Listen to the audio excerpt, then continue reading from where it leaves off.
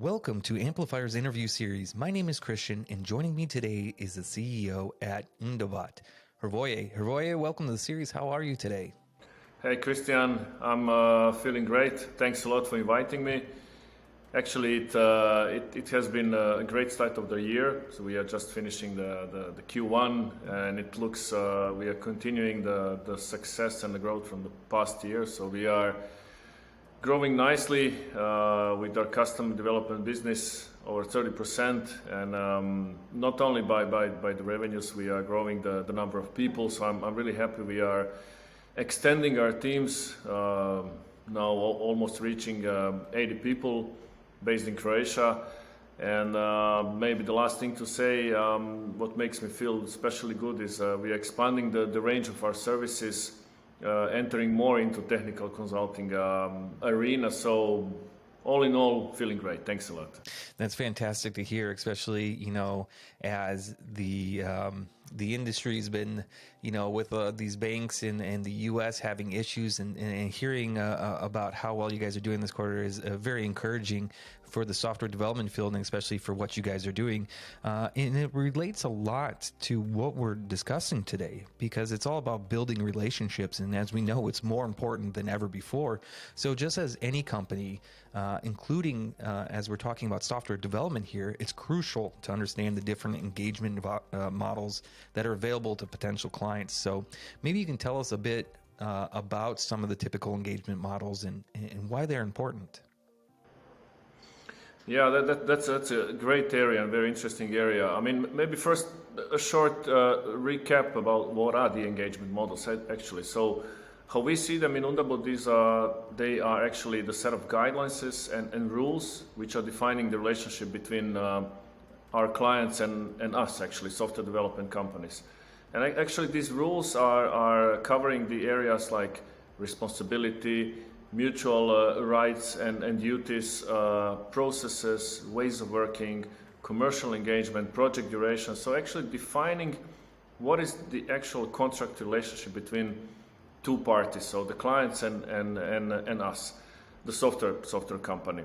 And in Undabot we are covering all major engagement models, and maybe for the audience it's interesting to say we are grouping them in four main groups, and then out of these main groups you can fine tune and modify the model according to a specific project need. But actually the top four are, it's a fixed bid model.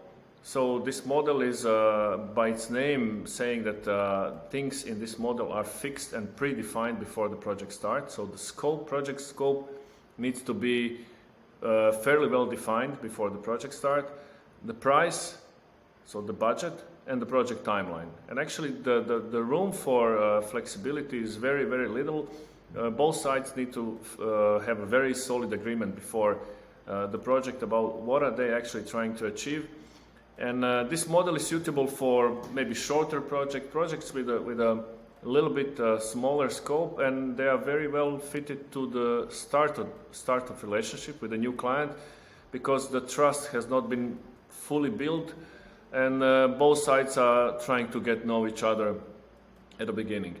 In this case, when the client wants to do some change along the project, actually it is possible, but there is a process of change request. So this triangle with 3 points, scope, budget and timeline, they need to be changed, and all 3 points need to be modified. So the client is paying extra for some change, the project timeline is changing, and the scope is changing as well.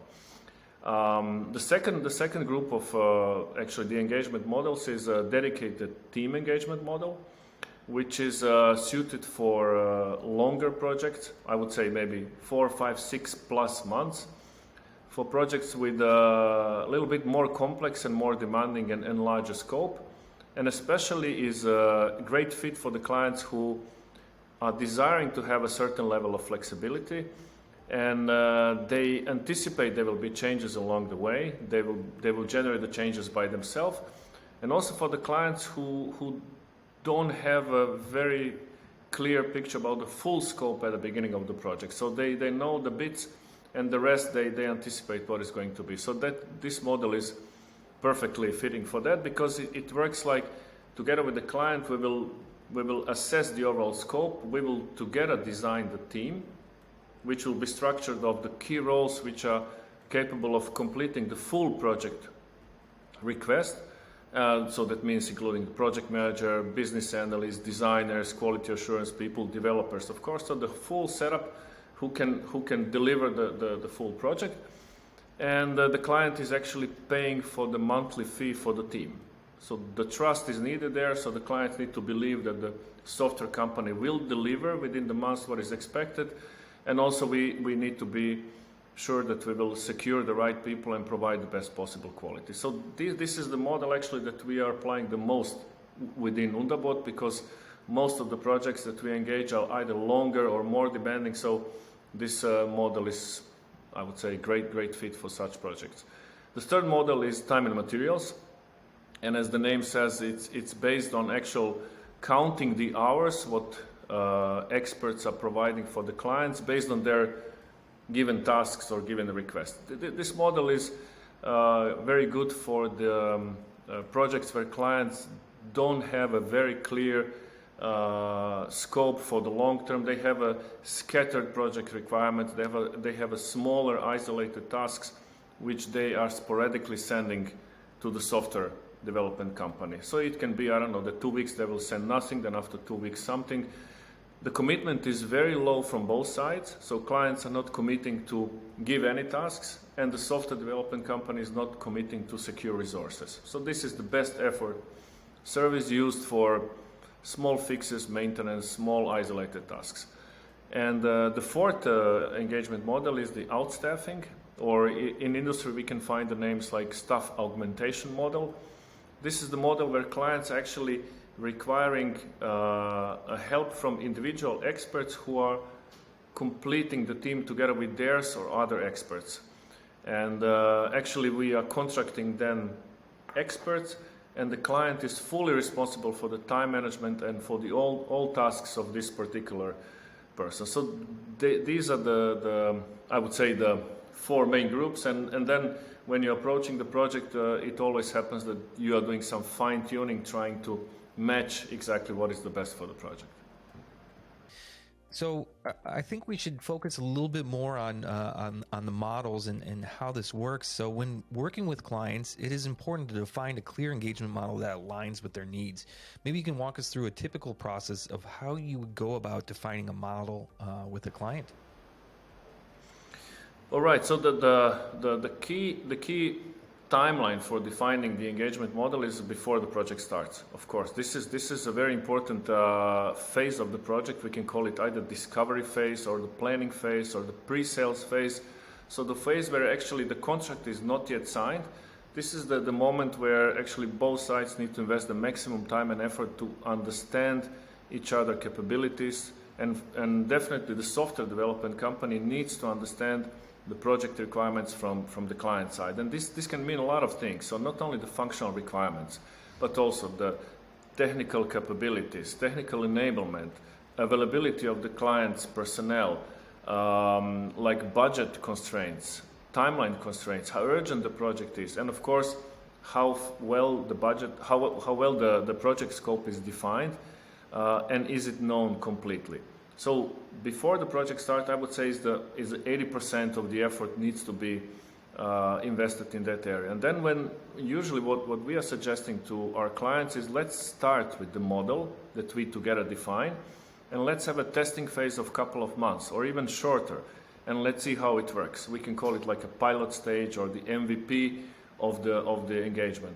And then usually what happens after a couple of months, we have a steering committee review session, and then we assess how it's working. If it's working fine, if it's verified, we continue. If we need to change something, fine-tune it or change the model, we do it. And then this process can and should be repeated before the end of every key project milestone in order to constantly optimize the efficiency and of the cooperation. And probably when the biggest milestones are approaching, this intensity should increase, and then to reevaluate, is it a good model to start continue working or not. And maybe just the last comment there, in our experience, what we see every project is going through some kind of transformation. So usually we start with one model, and usually this is the fixed bit where the trust level is still not at the top level. Clients want to have some proof of delivery. They want to have fixed deliveries. And then when the efficiency is proven, when the quality is proven, when the trust is built, clients are moving into more flexible and more relaxed engagement models, which are actually guaranteeing higher project velocity and delivering actually much smoother the full project scope. And, before starting any project, it's essential to establish a mutual understanding of the obligations and the ways of working within, the chosen engagement model. So maybe you can explain why achieving a firm and clear understanding is crucial for the success of a project.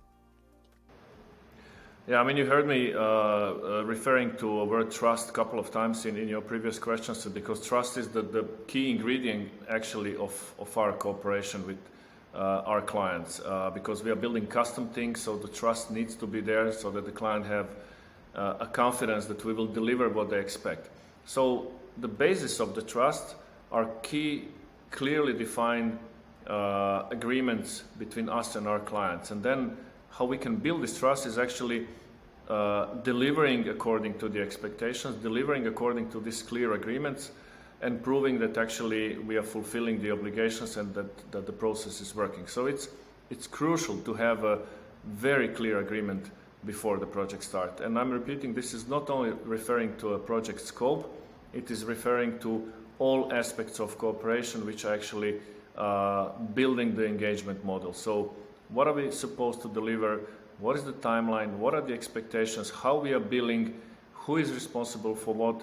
This is, I would advise actually to anybody in the software development business, don't start the project until you have a very clear clarity set it up with your clients. Because if you don't, what we witnesses in some situations and some occasions when this was not the case, you can have problems with the scope, you can have a dissatisfaction with the client about the communication, about the roles, expectations, and the worst thing what can happen, that the client at the end of the day is not getting the product that he was expecting. This is not a win-win, this is lose-lose, so that's why we always actually force this first phase to be really fixed and to have very clear alignment and agreements with our clients about all possible expectations in the project delivery.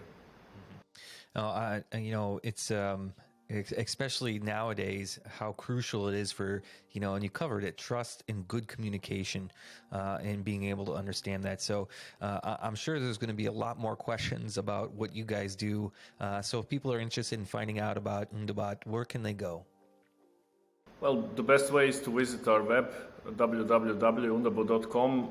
We'll be happy to discuss about our experiences and advice about the engagement models, and definitely will be glad if we can help the community and our clients to have a better project. Brilliant. Hrvoje, I just want to say thanks so much for joining the interview series. It was a super interesting conversation, and I think it's a really important topic that clients need to look for when going on that journey of software development and building a product. So again, thank you for all your insights. Of course, all our links are in the description, and again, it's been a pleasure to have you on. Thanks a lot, Kristian. Pleasure to be there.